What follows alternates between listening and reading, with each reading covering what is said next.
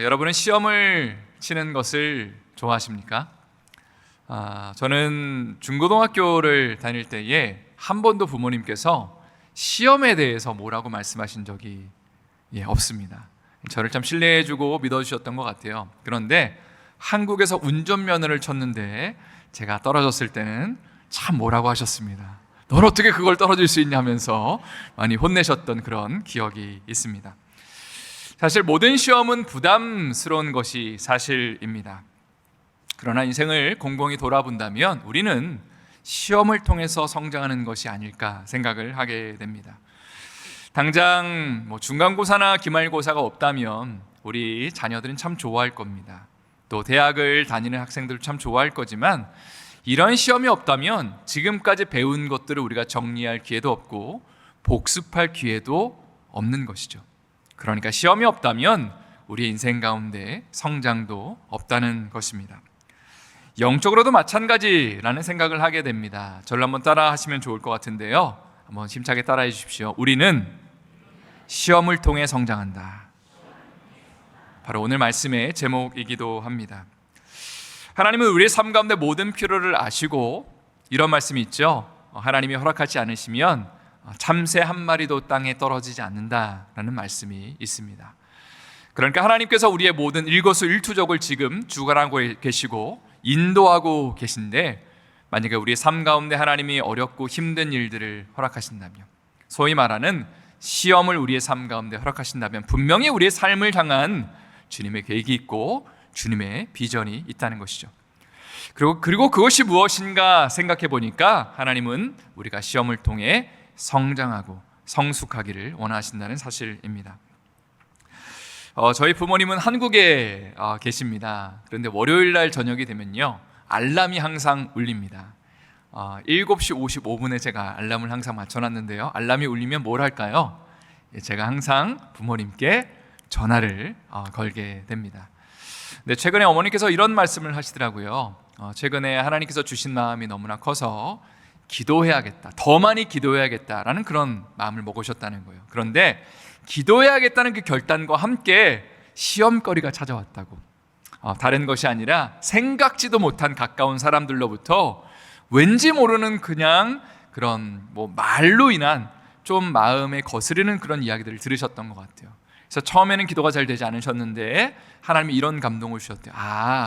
기도하려고 하니까 사단이 이거를 방해하는구나.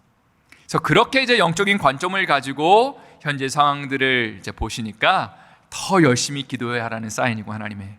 그래서 더 열심히 기도하는 가운데 그 작은 시험을 넘어가실 수 있었고요. 그리고 기도하고 나니까 하나님이 그 모든 문제들도 자연스럽게 해결해 주셨다는 그런 이야기를 나눠주셨습니다. 예수 전도단에서 나온 모든 그리스도인들을 향한 영적 전쟁이라는 책이 있습니다. 이 책의 내용을 한마디로 요약한다면 바로 이것인데요, 사단은 지금도 살아서 역사하고 있다는 것입니다. 그냥 어디 휴가 가서 놀고 있는 것이 아니라 바로 지금 이 순간에도 사단은 역사하고 있습니다. 그런데 어떻게 우리에게 일하고 있고 역사하고 있는지를 묻는다면 이렇습니다. 사단은 우리가 당하는 모든 어려움과 시험들 속에 좌절과 절망을 심어줍니다. 부정적인 생각을 갖게 만들고요, 시험을 제대로 우리가 치르지 못하게, 이기지 못하게 우리의 삶 가운데 참 힘들고 어려운 마음을 부어준다는 것입니다. 또 우리 공동체가 하나됨과 연합함을 방해하는 것이 사단의 주요 일입니다. 또 하나님의 교회가 견고하게 세워져서 정말로 영혼을 살리고 천하보다 귀한 영혼들을 구원하고 건지는 일을 너무나 싫어하는 것이 사단의 그 생각이고 일입니다. 올해 초에 한 집사님께서 선교를 가시려고 결단을 하셨는데요, 비즈니스를 감당하는 데 있어서 참 어려운 일이 발생을 하였습니다. 조금 더 자세히 이야기를 나눈다면 집사님이 운영하시는 가게 바로 근처에 동종업계의 그 가게가 들어서게 된 것입니다. 상도에 어긋나는 일이죠. 그래서 집사님도 나름대로는 이제 정당한 조치들을 좀 하는 그 과정 가운데 있었는데요, 그 가게의 주인이 흑인이었던 것 같아요. 그래서 어떻게 이 일을 몰고 갔냐면 이거는 인종차별이다 하면서 집사님의 가게를 공격하기 시작하고 또 SNS에 막 이상한 거를 올리기 시작하고 또 프로테스트를 막 하는 그런 일들이 벌어졌습니다. 이런 일이 벌어지는 가운데 마음 가운데 정말로 선교를 갈 수 있나, 이거 못 가는 거 아닌가 라는 마음이 참 많이 있었습니다. 이런 상황 가운데도 제가 기도하는 가운데 하나님 주셨던 마음은 바로 이것입니다. 사단은 선교 가는 거를 정말로 싫어하는구나. 집사님이 안디옥 교회를 다니시는 가운데 처음으로 선교를 가기로 결단하신 건데 정말 사단이 싫어한다, 이거를. 그리고 방해한다라는 생각이 들었습니다. 그래서 참 간절히 기도를 해드렸는데 집사님께서 기도하시는 가운데 선교를 가겠다고 말씀하셨어요. 그리고 모든 것을 맡기고 선교를 다녀오셨는데 어떻게 됐을까요? 가게가 염려하고 걱정했던 것처럼 가게가 무슨 폭파된 것이 아니라 하나님의 은혜 가운데 잘 보호되고 보존되었습니다. 그리고 지금은 그 일이 많이 소강 상태에 들어가게 됐고요. 이런 고백을 하세요. 목사님, 이번 일을 통해서 제가 참 많이 배웠습니다. 작은 시험을 통과하고 나니까 인생을 바라보는 관점이 달라지게 되고 내가 뭐 때문에 비즈니스를 하는지 하나님이 제 마음 가운데 특별한 마음들을 많이 부어주셨습니다라는 그런 고백을 하셨습니다. 성경 우리가 당하는 시험에 대해서 다음과 같은 도전을 하고 있죠. 야고보서 1장 2절부터 4절의 말씀을 한번 다 같이 우리 읽어보도록 하겠습니다. 한번 다 같이 스크린을 통해서 읽겠습니다. 내 형제들아, 너희가 여러 가지 시험을 당하거든 온전히 기쁘게 여기라. 이는 너희 믿음의 시련이 인내를 만들어내는 줄을 너희가 알미라. 인내를 온전히 이루라. 이는 너희로 온전하고 구비하여 조금도 부족함이 없게 하려 함이라. 여기 보면 시험을 당했을 때의 2절 말씀에 모든 시험을 온전히 기쁘게 여겨라는 표현이 등장합니다. 사실 시험이라는 것은 상당히 부담스럽고 치르기 싫은 것이죠. 그런데 시험을 맞닥뜨리면서 그냥 기쁘게 여겨라가 아니라 뭐라고 돼 있어요? 온전히 기쁘게 여겨라. 순전하게 purely 기쁘게 여겨라 라고 그렇게 우리에게 도전하고 있습니다. 성경은 우리를 향해서 온전한 기쁨을 시험을 대할 때에 명령하고 있을까요? 그것은 여러분 잘 들어보세요. 우리 크리스찬들의 부르심이 이 세상에서 잘 먹고 잘 사는 것이라면 사실 시험은 필요가 없는 것입니다. 잘 먹고 잘 사는 것이 우리의 부르심이라면요, 있는 시험도 하나님이 당장 없애 주셔야 되는 것이 당연합니다. 그러나 우리의 부르심이 이 세상에서 우리에게 맡겨진 사명들을 충성스럽게 감당하다가 천국에 가는 것을 예비하는 것이라면 우리 가운데 반드시 시험은 필요하게 됩니다. 왜냐하면 우리는 시험을 통과하는 과정 가운데 사명을 감당할 수 있는 사람으로 준비될 수 있고요, 두 번째는 시험을 감당하는 가운데 이런 고백을 할 수 있기 때문입니다. 나는 이 세상에 속한 사람이 아니구나. 나는 저 본향을 향해서 나가는 사람이구나 라는 고백을 바로 시험 가운데 할 수 있다는 것이죠. 모든 것이 형통하고 부족함 가운데서는 발견할 수 없는 것들을, 그 영적인 보화들과 보석들을 어려움을 당하는 가운데, 힘들고 아픈 가운데 하나님이 우리의 영적인 눈을 열어주시니까 우리가 그 귀한 것들에 동참하게 된다는 것이죠. 얼마 전에 타이타닉호를 관광하기 위해서 잠수정이 실종되는 사건이 있었습니다. 이미 알고 계시겠지만 타이타닉호는요, 약 110년 전에 1900년대 초반에 대서양을 항해하다가 가라앉게 됐죠.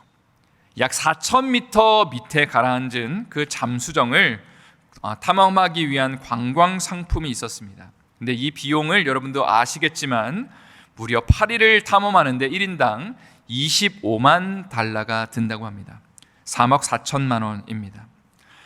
그런데 여기저기 언론에서 이 잠수정이 실종되는 사건을 이제 보도하였는데 그 이유가 뭐냐면요, 여기에 탑승된 사람들이 모두 다 억만장자들이기 때문입니다. 그런데 만약에요, 정말 기적적으로, 물론 이 잠수정이 지금은 발견이 됐고 모두가 죽었다는 결론이 났지만 만약에 정말로 기적적으로 이 잠수정이 발견돼서 여기에 타 있는 사람들이 정말 안전하게 송환되었다면 어떤 일이 벌어졌을까요? 아마 이들은 영웅이 되었을 겁니다. 그리고 돈까지 많아요. 억만장자들이에요. 그래서 수많은 사람들이 이들을 추앙하고 부러워하고 이들의 삶을 아마 우러러 보았을 것입니다. 그런데 만약에요, 여러분, 이들이 만약에 살아나서 100년 동안, 젊어서 죽지도 않고 100년 동안 정말 떵떵거리면서 살다가 그 마지막이 지옥이라면, 여러분은 만약에 그런 삶을 살 수 있다면 그 삶에 동참하기를 원하십니까? 수많은 사람들이 부러워하는 삶, 수많은 사람들이 추앙하고 좋아하는 그 삶을 살다가 그 마지막이 지옥에 떨어지는 것이라면 여러분은 그 삶에 과연 동참하기를 원하시냐는 것이죠. 그러나 반대로 이 땅 가운데 힘들고 어려운 일을 당하지만 그 속에서 예수님을 붙잡을 수 있다면, 그리고 천국을 준비할 수 있고 천국을 정말로 들어갈 수 있는 존재가 된다면 오히려 우리가 그런 삶을 더 흠모하며 사모해야 될 것입니다. 정리를 한다면 우리는 시험을 통해 성장하게 되고요, 천국의 백성으로 준비되는 것이죠. 이 땅 가운데 삶이 영원하지 않다는 것을 인정하는 가운데 하나님 나라의 백성으로 준비될 수 있는 것이 바로 우리에게 일어나는 여러 가지 시련과 시험들을 통해서라는 것입니다. 이제 오늘 본문의 말씀을 나누기를 원합니다. 오늘 본문은 예수님께서 세례 요한에게 세례를 받고 공생애를 시작하기 전에 사단에게 시험을 당하시는 장면입니다. 이런 질문을 해봐요. 예수님은 하나님의 아들이셨잖아요. 그런데 왜 시험을 당하셔야만 했을까요? 크게 두 가지가 있다고 생각을 합니다. 첫 번째는 예수님은 시험 이후에 영적인 성장과 축복이 있다는 것을 보여주기를 원하셨습니다. 한 선교사님께서 최근에 저와 대화를 하는 가운데 이런 말씀을 하시는 게 참 와닿았습니다. 뭐라고 말씀하셨냐면요, 시련이 있는 다음에는 반드시 하나님이 선물을 준비해 주시더라고요. 이 말이 참 와닿았습니다. 어렵고 힘든 상황 가운데 우리는 좌절하고 절망하지만 선교사님이 인생을 사시면서 한 70 정도는 되신 분인데 인생을 돌아보니까 힘들고 어려운 순간을 잘 견뎌내면 하나님이 선물을 준비하고 계시더라. 그래서 자신은 고난이 다가올 때에 그 선물을 기대하면서 하나님을 온전히 바라본다는 것입니다. 두 번째로 예수님은 예수 믿는 사람들이 시험을 어떻게 통과해야 하는지를 직접 보여주셨습니다. 그러니까 우리가 시험을 당할 때에 어떻게 이거를 대해야 되는지, 어떻게 우리가 시험을 우리가 통과할 수 있는지에 대해서 예수님의 샘플을 보여주시기 위해서 본인이 직접 시험을 당하시고 그 시험에 대한 반응을 보여주셨다는 것입니다. 그래서 예수님의 세 가지 시험을 아주 간단하게 살펴보기를 원합니다. 첫 번째는요, 돌로 떡을 만들라 하는 시험이었습니다. 1절부터 3절 말씀을 한번 저희가 읽어보도록 하겠습니다. 한번 읽겠습니다. 시작.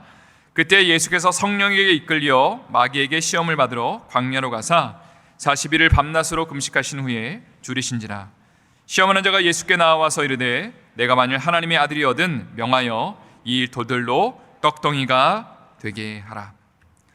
예수님은 40일을 밤낮으로 금식하는 가운데 지금 사단이 이렇게 말을 하고 있죠. 내가 만일 하나님의 아들이거든 이 돌을 떡으로 만들어 먹으라고 지금 이야기하고 있습니다. 사실 예수님은 하나님의 아들로서 충분히 이 돌을 떡으로 만들 수 있는 권능이 있으셨던 분입니다. 그리고 더군다나 지금 40일을 금식하셨기 때문에 배고프셔서 충분히 음식을 먹으셔야 되고 그리고 돌을 떡으로 만드셔도 상관이 없는 상황이었습니다. 그런데 이것을 사단은 시험하고 있다는 것이죠. 저는 이게 사실 이해가 안 됐습니다. 아니, 지금의 상황에서 돌을 떡으로 만드는 게 당연한 걸 수도 있는데 이것을 성경은 사단이 예수님을 시험한 것이다 라고 그렇게 이야기하고 있는 것이죠. 예수님의 신명기 8장 3절 말씀을 인용하면서 이렇게 사단을 무찌르셨습니다. 기록되었을 때 사람이 떡으로만 살 것이 아니요 하나님의 입으로 나오는 모든 말씀으로 살 것이라 말씀하셨습니다. 저는 이 말씀을 묵상하면서 먼저는요, 기록되었을 때라는 말씀이 참 와닿았습니다. 이 표현이. 예수님은요, 시험을 무찌르는 아주 중요한 원리를 하나 알려주셨는데 그게 뭐냐면 시험이 일어날 때에 우리는 무엇으로 무찔러야 될까요? 인간적인 생각이나 많은 사람들의 조언으로 시험을 무찌를 수 없고요. 어떤 것을 붙잡아야 될까요? 하나님의 말씀을 붙잡을 때에 사단은 물러가게 됩니다. 우리가 항상 초점 맞춰야 되는 것은 이것입니다. 그것이 성경적인 것인가? 어떠한 일들을 맞닥뜨리면서 혹은 많은 사람들이 우리에게 어떤 조언을 할 때에 우리가 항상 질문해야 되는 것은 이것이라는 거죠. 그것이 과연 성경적인 것인가? 아무리 인간적으로 듣기에 좋은 이야기를 할지라도 성경적이지 않는다면 우리는 거절할 줄 알아야겠죠. 누군가를 향해서 집사님 참 좋은 말씀 감사합니다. 그러나 그거는 하나님 기뻐하시는 게 아닌 것 같아요. 그러나 인간적으로 좋지 않아 보이던다 하더라도 하나님의 말씀이 무엇인가를 우리에게 이야기한다면 우리는 순종해야 되고요. 그럴 때 열매를 맺을 수 있는 것입니다. 사실 사단이 지금 배가 고픈 예수님을 향해서 요구했던 것은 하나님의 아들이라면 그 능력을 이용해서 배고픔과 또 연약함의 문제를 당장 해결하는 것이죠. 그래서 돌로 떡을 만들면 되지 않냐고 지금 질문하고 있는 것입니다. 오늘날의 상황 가운데 우리의 삶에도 사단은 똑같은 유혹을 하고 있습니다. 하나님의 자녀가 우리가 정말로 되었다면 우리의 삶의 문제들이 당장 해결안 받아야 되는 것 아니냐고 이야기를 하는 것이죠. 만약에 우리에게 그런 문제를 해결할 수 있는 능력과 그리고 힘이 있다면 당장 그것을 사용해서 너의 문제, 배고픔의 문제, 연약함의 문제를 당장 해결하면 하나님의 자녀의 삶이 되는 것 아니냐라고 그렇게 우리에게 요구한다는 것이죠. 그러나 예수님은 자신의 힘과 능력을 자신을 위해서 사용하지 않으시죠. 대신에 하나님의 말씀대로 사는 모습을 보여주십니다. 그리고 자신에게 주어진 힘과 능력을 사람을 살리는 데 사용하시고 십자가를 지는 데 사용하시죠. 그리고 그 결과가 무엇이었냐면 당장 떡의 문제를 해결하지 않아도 하나님의 말씀대로 살아갈 때에 절대로 예수님이 굶주리거나 그리고 육신의 아픔 가운데 거하지 않으셨고요. 마지막까지 십자가를 지시는 일을 감당하시게 됩니다. 성도 여러분, 만약에 우리의 삶 가운데 당장의 필요들, 육신의 배고픔에 맞춰서 우리의 삶을 드리게 된다면요, 우리는요 절대로 주의 일을 감당할 수가 없을 겁니다. 십자가를 지라는 그 주님의 명령을 사실은 인간적인 것들로 재다 보면요 절대로 감당할 수 없는 것이죠.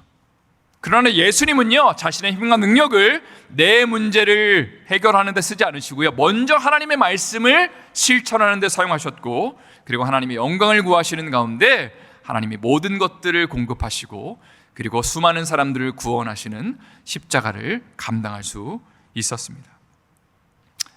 여러분은 힘과 능력을 어디에 사용하고 계십니까? 대부분의 사람들은 우리 자신의 문제를 해결하는데 혹은 우리 자신의 떡을 만드는데 우리의 힘과 능력을 사용하죠. 그러나 예수님은 이런 말씀을 하셨습니다. 마태복음 6장 33절의 말씀입니다. 한번 다 같이 읽어보도록 하겠습니다. 그런즉 너희는 먼저 그의 나라와 그의 의를 구하라. 그러면 이 모든 것을 너희에게 더하시리라. 우리가 만약에 우리의 힘으로 100이라는 것을 노력해서 100이라는 결과를 얻는 삶을 추구한다면 이것은 세상 사람들이 추구하는 삶을 따라가는 것입니다. 오히려 우리가 주님을 위해서 10을 드릴 때도 있고 20을 드릴 때도 있고 50을 드릴 때도 있는데 하나님의 나라와 영광을 먼저 구하니까 하나님이 100을 채워주시고 200을 채워주시고 1000을 채워주시는 것을 경험하는 것이 하나님을 믿고 따르는 사람들의 삶입니다. 가령 우리가 가장 소중하게 생각하는 자녀들을 한번 예로 들어보도록 하겠습니다. 물론 최선을 다해서 아이들을 서포트하고 돌보고 사랑으로 섬겨야 되겠죠. 그러나 우리의 힘으로 하다 보면 한계를 맛볼 때가 분명히 있지 않습니까? 내 힘으로 최선을 다했는데 우리 자녀들이 여러 가지 아픔과 어려움 가운데 거할 때에 더 이상 도와주지 못하는 그런 시점이 온다는 것이죠. 그러나 주님의 약속은 이것입니다. 먼저 그의 나라와 의를 구하면 내가 모든 것들을 채워주겠다. 하나님의 나라와 영광을 위해서 우리가 먼저 주의 일을 감당하면 내가 너희를 책임져 주겠다라고 주님이 말씀하신다는 것입니다. 또 우리의 직장이나 또 우리의 사업이나 신분이나 건강의 문제들, 또 재정의 문제들을 맞닥뜨렸을 때에 우리가 100이라는 것을 노력해서 100을 얻기를 원한다면 하나님의 역사하심을 우리는 경험할 수 없죠.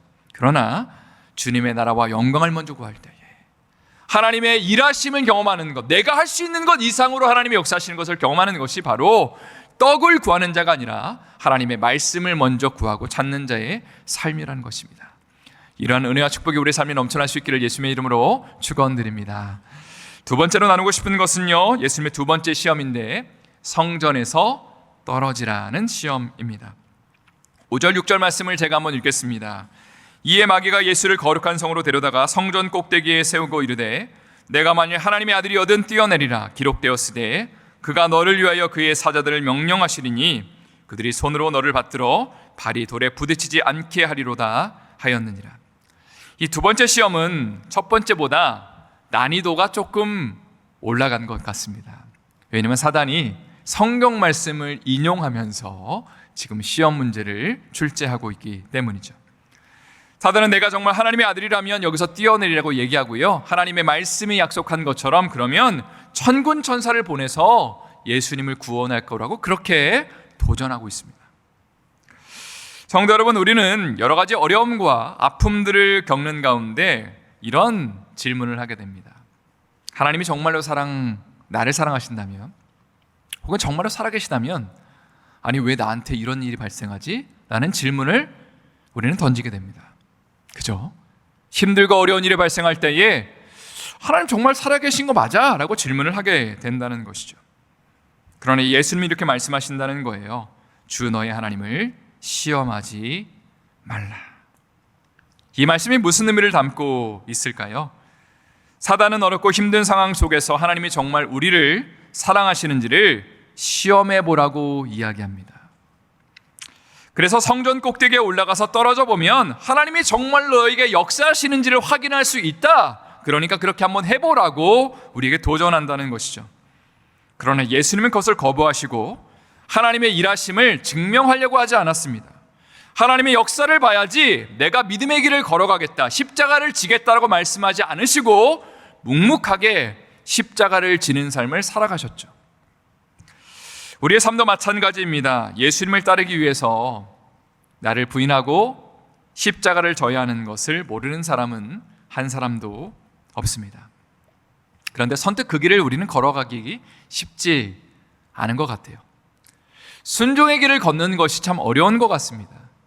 왜냐하면 우리는 이런 생각을 하기 때문이죠. 하나님의 일하심이 분명하게 보이면, 내가 그 일을 하라는 사인을 하나님이 분명하게 보여주시면, 그리고 하나님이 내가 만약에 이 일을 정말로 행했을 때에 이거를 책임져 주시고 보장하시겠다는 분명한 확신이 있으면 내가 여기서 떨어질게요. 그러나 그게 아니면 나는 안 할 거예요 라고 우리는 그렇게 주님을 시험할 때가 많다는 것입니다. 그러나 예수님은요, 하나님을 시험하는 삶을 살지 않으셨고요, 묵묵히 십자가의 길, 고난의 길을 걸어가셨습니다.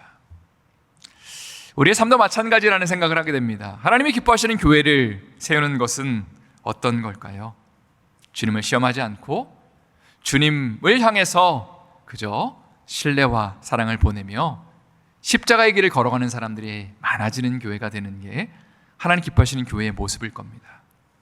누가 알아주지 않아도 기도의 자리에 나와서 하나님의 은혜를 구할 수 있는 사람들, 참 외롭고 힘들지만 하나님이 말씀하실 때에 오케이, 제가 그 길을 갈게요, 하나님의 말씀대로 제가 순종할게요 고백하면서 그 길을 묵묵하게 걸어가는 사람들이 많아질 때에 하나님의 놀라운 은혜가 임하는 것이고, 그리고 십자가의 영광이 우리의 삶과 공동체와 가정 가운데 넘쳐날 수 있다는 것입니다. 이러한 은혜와 축복이 넘쳐날 수 있기를 예수님의 이름으로 축원합니다. 세 번째로 나누고 싶은 것은요, 아주 간단하게만 나누겠습니다. 사단에게 절하면 그러면 천하만국의 절반을 주겠다는 시험입니다. 8절 9절 말씀을 한번 읽어보겠습니다. 8절 9절 읽겠습니다. 마귀가 또 그를 데리고 지극히 높은 산으로 가서 천하만국과 그 영광을 보여 이르되 만일 내게 엎드려 경배하면 이 모든 것을 내게 주리라. 사단은 예수를 향해서 십자가를 지지 말고 조금 더 편안한 삶, 안정적인 삶을 걸어가라고 도전하고 있습니다. 다시 말해서 하나님 섬기면서 다른 것도 같이 섬기면, 나도 섬기면 편안하고 좋은 거라고, 천하만국의 그 부귀영화를 누릴 수 있다고 그렇게 예수님께 말씀하셨다는 겁니다. 가령 오늘날로 친다면 사단은 우리를 향해서 하나님과 동시에 다른 것들을 같이 섬기라고 요구합니다. 극단적으로 얘기한다면 마약이나 섹스나 동성애나 또 명예와 학력 등을 주체라고 말하고요. 오늘날 우리가 가장 경계해야 되는 우상 중에 하나는 돈이라고 생각합니다. 돈은 우리에게 힘과 권력을 약속합니다. 나에게 경배하면 하나님을 섬기는 것까지는 좋은데 나도 섬기면 내가 너에게 권력과 부를 약속한다고, 명예를 약속한다고 그렇게 우리에게 이야기를 하는 것이죠. 그러나 예수님은 이러한 삶을 거부하시고 이렇게 말씀하셨습니다. 주 너희 하나님께 경배하고 다만 그를 섬겨라. only 그분만을 섬겨라. 그것이 나를 향한 하나님의 뜻이다라고 선언하셨다는 것입니다. 이제 마지막으로 한 가지 이야기만 하고 오늘 말씀을 마치기를 원합니다. 저와 제 아내의 이야기인데요. 저희는 결혼한 지가 벌써 18째 해가, 발음을 조심해야 됩니다. 18째 해가 지나고 있습니다. 결혼 초창기에는 애가 생기는 것이 때가 되면 당연하다라고 생각을 했습니다. 그런데 나이가 들어가는데 아이가 생기지 않으니까 기도하면서 우리도 좀 병원의 도움을 받아야겠다라고 생각을 했어요. 그래서 시험관 아기 시술을 시도한 적이 있습니다. 제가 안디옥교회에 온 지 1년이 지났을 때에 제 아내가 한국에 나가서 이 시험관 아기 시술을 했습니다. 근데 뭐 성도님들한테는 말을 할 수가 없었기 때문에 그저 사모님 언제 오세요? 그럼 예, 좀 이따 옵니다 하면서 계속 그렇게 제가 그냥 나름대로 둘러댔던 그런 기억이 있습니다. 그런데 하나님이 은혜를 주셔서 아이를 임신을 했었습니다. 저희 생애에 처음으로 임신이 된 거였어요. 또 아내가 아이의 심장 소리가 나는 영상을 보내왔는데 그 소리를 들으면서 참 설레이고 행복하고 말로 할 수 없는 그런 기쁨을 누렸습니다. 근데 10주가 지났을 때 아이가 유산이 됐어요. 그날이 언제였냐면 11월 26일 바로 저희의 결혼 기념일이었습니다. 솔직히 이런 고백이 나오더라고요. 하나님, 우리한테 왜 그러세요? 라는 고백이 나왔습니다. 또 우리를 향한 주님의 뜻이 무엇인가요? 라고 그렇게 하나님 앞에 울면서 기도할 수밖에 없었습니다. 몇 년의 시간이 지나고 난 다음에 작년 연말에 제 아내가 또 조금 오랫동안 한국을 나갔었는데 그때도 시험관 시술을 한 번 더 했었는데 이번에는 임신이 아예 되지 않았습니다. 마지막으로 생각하고 사실 도전을 한 건데 되지 않으니까 여러 가지로 실망이 되었던 것이 사실입니다. 그래도 이런 고백을 드렸어요. 하나님, 아이가 없어도 괜찮아요. 주님이 허락하시지 않으면 아이 없이 살아도 괜찮아요 라는 그런 고백을 하나님 앞에 드렸습니다. 그런데 아내가 이런 이야기를 나중에 하더라고요. 혹시라도 지금의 상황을 합리화하면서 하나님이 아이를 허락하지 않으니까 애가 필요 없다라고 그렇게 생각하고 있는 건 아닌가, 그런 마음이 들더래요.